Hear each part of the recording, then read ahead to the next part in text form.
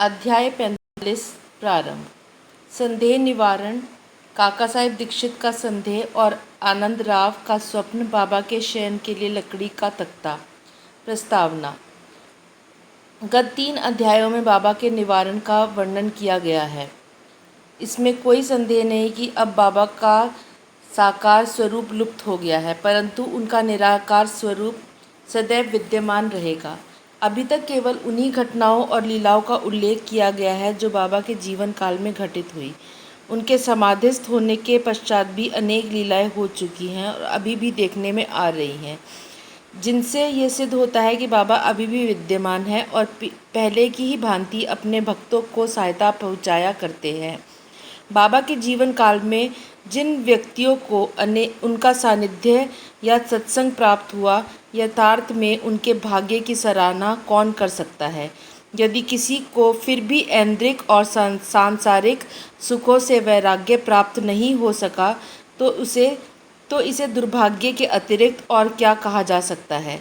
जो उस समय आचरण में लाया जाना चाहिए था, अभी भी लाया जाना चाहिए। वह है अनन्य भाव से बाबा की भक्ति। समस्त चेतनाओं, इंद्रियों, प्रवृत्तियों और मन को एकाग्र कर बाबा के पूजन और सेवा की ओर लगाना चाहिए। कृत्रिम पूजन से क्या लाभ? यदि पूजन या ध्यान आदि करने की ही अभिलाषा है, तो वह शुद्ध मन और अंतःकरण से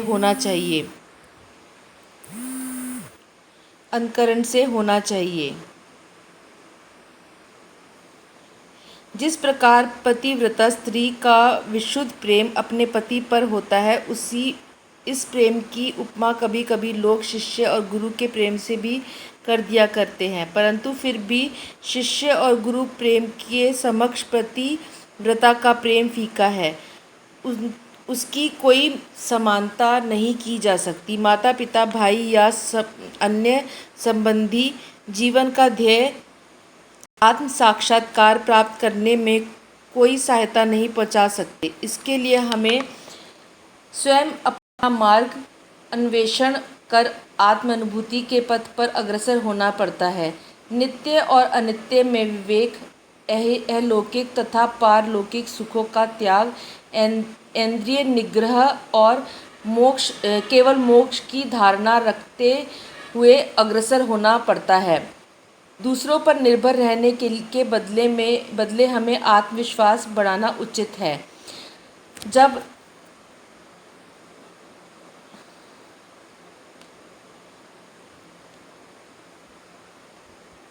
जब हम इस प्रकार के विवेक बुद्धि से कार्य करने का अभ्यास करेंगे, तो हमें अनुभव होगा कि ये संसार नश्वान और मिथ्य है। इस प्रकार की धारणा से सांसारिक पदार्थों में हमारी आसक्ति उत्तरोत्तर घटती जाएगी और अंत में हमें उनसे वैराग्य उत्पन्न हो जाएगा। तब कहीं आगे चलकर यह रहस्य प्रकट होगा कि ब्रह्म हमारे गुरु के अतिरिक्त दूसरा कोई नहीं, वरन यथार्थ में वे ही सद्वस्तु परमात्मा है। और यह रहस्य उद्घाटन होता है कि यह दृश्यमान जगत उनका ही प्रतिबिंब है। अतः इस प्रकार हम सभी प्राणियों में उनके ही रूप का दर्शन कर उनका पूजन करना प्रारंभ कर देते हैं, और यही समत्व भाव दृश्यमान जगत से विरक्ति प्राप्त कराने वाला मूल मंत्र है। इस प्रकार जब हम ब्रह्म या गुरु की अनन्य भाव से भक्ति करेंगे, तो हमें उनसे अभिन्नता की प्राप्ति होगी और आत्म अनुभूति की प्राप्ति सहज हो जाएगी। संक्षेप में यह कि सदैव गुरु का कीर्तन, उनका ध्यान करना हमें सर्वभूतों में भगवत दर्शन करने की योग्यता प्रदान करता है। इसी से परमानंद की प्राप्ति होती है। निम्नलिखित कथा इस तथ्य का प्रमाण है। काका साहिब का संदेह तथा आनंदराव का स्वप्न। ये तो सर्वविदित ही है कि बाबा ने काका साहिब दीक्षित को श्री एकनाथ महाराज के 2 ग्रंथ श्रीमद् भागवत और भावार्थ रामायण का नित्य पठन करने की आज्ञा दी थी। काका साहिब इन ग्रंथों को नियम पूर्वक पठन बाबा के समय से करते आए हैं। और बाबा के समाधिस्थ होने के उपरांत अभी भी वह उसी प्रकार अध्ययन कर रहे हैं। एक समय चौपाटी मुंबई के काका साहिब प्रातःकाल एक नाथी भागवत का पाठ कर रहे थे।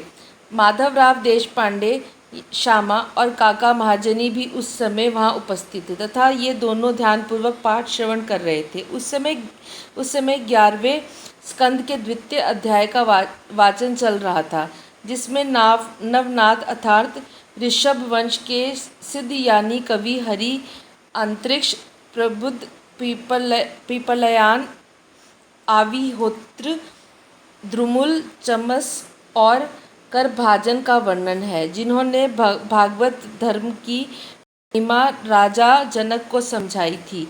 राजा जनक ने इन नवनाथों से बहुत महत्वपूर्ण प्रश्न पूछे और इन सभी ने उनकी शंकाओं का बड़ा संतोषजनक समाधान किया था। अर्थात कवि ने भागवत धर्म, हरि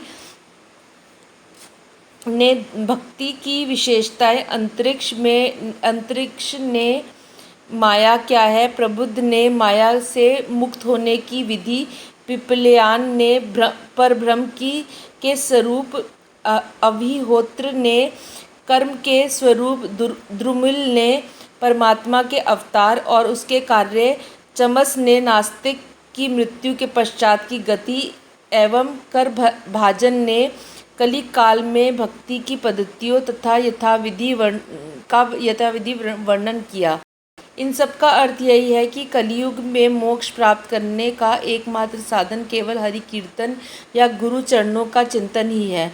पठन समाप्त होने पर काका साहिब बहुत निराशापूर्ण स्वर में माधवराव और अन्य लोगों से कहने लगे कि नवनाथों की भक्ति पद्धति का क्या कहना है, परंतु उसे आचरण में लाना कितना दुष्कर है। नाथ तो सिद्ध थे, परंतु हमारे समान मूर्खों में इस प्रकार की भक्ति का उत्पन्न क्या कभी संभव हो सकता है? अनेक जन्म धारण करने पर भी वैसी भक्ति की प्राप्ति नहीं हो सकती, तो फिर हमें मोक्ष कैसे प्राप्त हो सकेगा?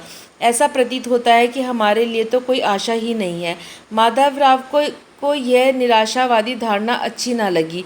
वह कहने लगी कि हमारा अहोभाग्य है कि जिसके फलस्वरूप ही हमें साई सदृश अमूल्य हीरा हाथ लग गया है। तब फिर इस प्रकार निराशा का राग अलापना उचित नहीं है। यदि तुम्हें बाबा पर अटल विश्वास है तो फिर इस प्रकार चिंतित होने की आवश्यकता ही क्या है? माना कि नवनाथों की भक्ति अपेक्षाकृत अधिक दृढ़ और प्रबल होगी, परंतु क्या हम लोग भी प्रेम और स्नेह पूर्वक भक्ति नहीं कर रहे हैं?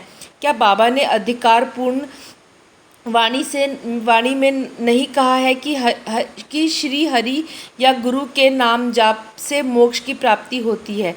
तब फिर भय और चिंता का स्थान ही कहाँ रह जाता है? परंतु फिर भी माधवराव के वचनों से काका साहेब का समाधान न हुआ। वे फिर भी दिन भर व्यग्र और चिंतित ही बने रहे।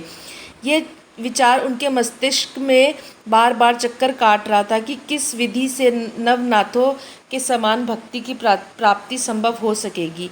एक महाशय जिनका नाम आनंदराव पाखाड़े था, माधवराव को ढूंढते ढूंढते वहां आ पहुँचे। उस समय भागवत का पठन हो रहा था, तो श्री पाखाड़े भी माधवराव के समीप ही जाकर बैठ गए और उनसे धीरे धीरे कुछ वार्ता करने लगे। वे अपना स्वप्न माधवराव को सुना रहे थे।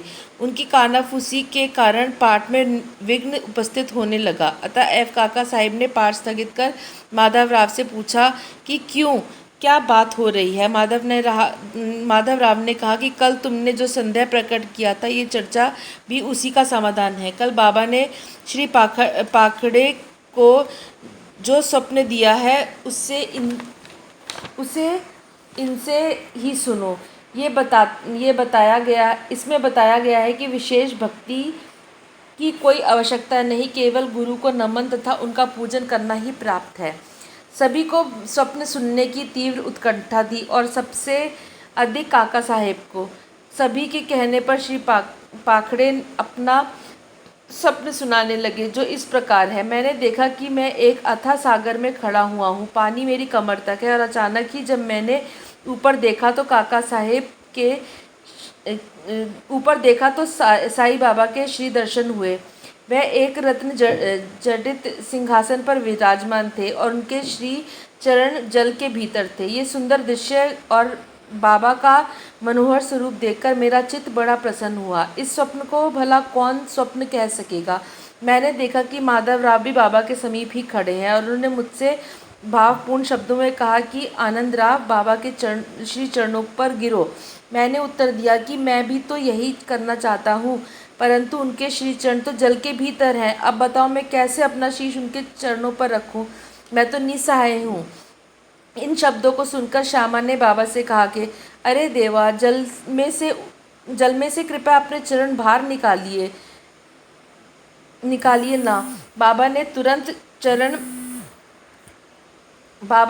चरण बाहर निकाले और मैं तुरंत उनसे लिपट गया। बाबा ने मुझे यह कहते हुए आशीर्वाद दिया कि तुम आनंद पूर्वक जाओ, घबराने या चिंता करने की कोई आवश्यकता नहीं, अब तुम्हारा कल्याण होगा।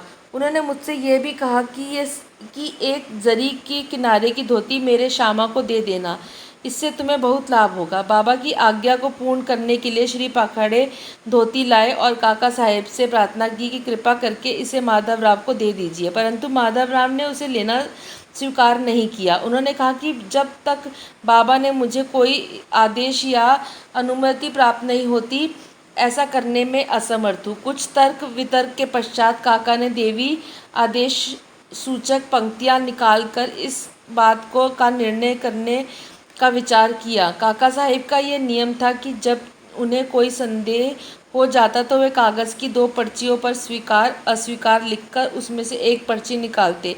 जो कुछ उत्तर प्राप्त होता उसके अनुसार ही कार्य किया करते थे। इसका भी निपटारा करने के लिए उन्होंने उपरोक्त विधि के अनुसार ही 2 पर्चियाँ लिखकर बाबा के चित्र के समक्ष रखकर एक अबोध बालक को उसमें से एक पर्ची उठाने को कहा। बालक के द्वारा उठाई गई पर्ची जब खोलकर देखी गई तो वह स्वीकारात्मक सूचक पर्ची ही निकली। तब माधवराव को धोती स्वीकार करनी पड़ी। इस प्रकार आनंदराव और माधवराव संतुष्ट हो गए और काका साहब का भी संदेह दूर हो गया। इससे हमें ये शिक्षा मिलती है कि हमें अन्य संतों के वचनों का उचित आदर करना चाहिए, परंतु साथ ही साथ ये भी परम आवश्यक है कि हमें अपनी माँ अर्थात गुरु का पूर्ण विश्वास रख उनके आदेशों का अक्षरश पालन करना चाहिए, क्योंकि अन्य लोगों की अपेक्षा हमारे कल्याण की उन्हें अधिक चिंता है। बाबा के निम्नलिखित वचनों को हृदय पटल पर अंकित कर लो। इस विश्व में असंख्य संत है, परंतु अपना पिता गुरु ही सच्चा गुरु है। दूसरे चाहे कितना भी मधुर वचन क्यों ना कहते हो, परंतु अपना गुरु उपदेश कभी नहीं भूलना चाहिए। संक्षेप में सार यही है कि शुद्ध हृदय से अपने गुरु से प्रेम कर उनकी शरण जाओ, उन्हें श्रद्धापूर्वक साष्टांग नमस्कार करो। तभी तुम देखोगे कि तुम्हारे सम्मुख भवसागर का अस्तित्व वैसा ही है जैसा सूर्य के समक्ष अंधेरे का। बाबा के शयन के लिए लकड़ी का तख्ता। बाबा अपने जीवन के पूर्वार्ध में एक लकड़ी के तख्ते पर शयन किया करते थे। वह तख्ता 4 हाथ लंबा और 1 बित्ता चौड़ा था, जिसके चारों कोने पर 4 मिट्टी के जलते दीपक रखे जाया करते थे। बाद में बाबा ने उसके टुकड़े टुकड़े कर डाले थे, जिसका वर्णन अध्याय 10 में हो चुका है। एक समय बाबा उस पटिया की महत्ता का वर्णन काका साहेब को सुना रहे थे, जिसको सुनकर काका साहेब ने बाबा से कहा कि यदि अभी भी आपको उससे विशेष स्नेह है तो मैं मस्जिद में एक दूसरी पटिया लटकाए देता हूँ, आप सुखपूर्वक उस पर शयन किया करो। तब बाबा कहने लगे कि अब म्हालसापति को नीचे छोड़कर मैं ऊपर नहीं सोना चाहता। काका साहिब ने कहा कि यदि आज्ञा दे तो मैं एक और तख्ता म्हालसापति के लिए भी टांग दूं। बाबा बोले कि वह इस पर कैसे सो सकते हैं, क्या यह कोई सहज कार्य है? जो इस गुण से उत्पन्न हो वही ऐसा कार्य कर सकता है। जो खुले नेत्र रखकर निद्रा ले सके वही इसके योग्य है। जब मैं शयन करता हूँ तो बहुधा म्हालसापति को अपने बाजू में बिठाकर उनसे कहता हूँ कि मेरे हृदय पर हाथ रखकर देखते रहो कि मेरा भागवत जाप बंद ना हो जाए, और मुझे यदि थोड़ा सा भी निद्रित देखो तो तुरंत जागृत कर दो।